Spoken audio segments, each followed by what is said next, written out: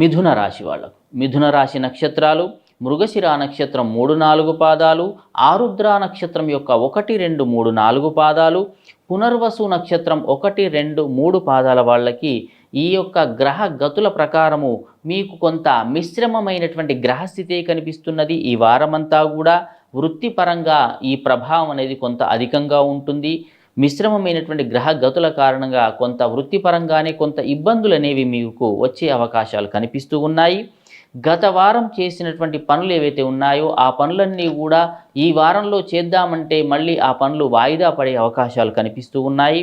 కొంత మానసికమైనటువంటి ఆందోళన అనేది ఉంటుంది.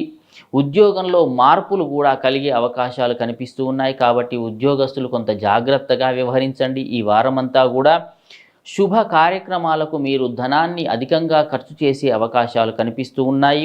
జీవిత భాగస్వామి విషయంలో మాత్రం కొంత జాగ్రత్తగా ఉండండి. మాట పట్టింపుల వల్ల కొంత ఇబ్బందికరమైనటువంటి పరిస్థితి ఉంటుంది కుటుంబంలో. కాబట్టి జీవిత భాగస్వామికి మంచిగా ఉండండి ఈ వారమంతా కూడా. కుటుంబంలో పరిస్థితులు కూడా కొంత ఇబ్బందికరమైనటువంటి పరిస్థితులు కానీ ఆందోళనకరంగా ఉండే అవకాశాలు కనిపిస్తూ ఉన్నాయి.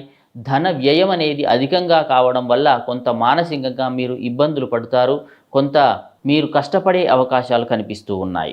ఆరోగ్యపరంగా పర్వాలేదు, చాలా బాగానే ఉన్నది. సమయానికి మాత్రం మీకు ధనం అందుతుంది, కానీ ధనం మాత్రం వృధాగా ఖర్చు అయ్యే అవకాశాలు కనిపిస్తూ ఉన్నాయి.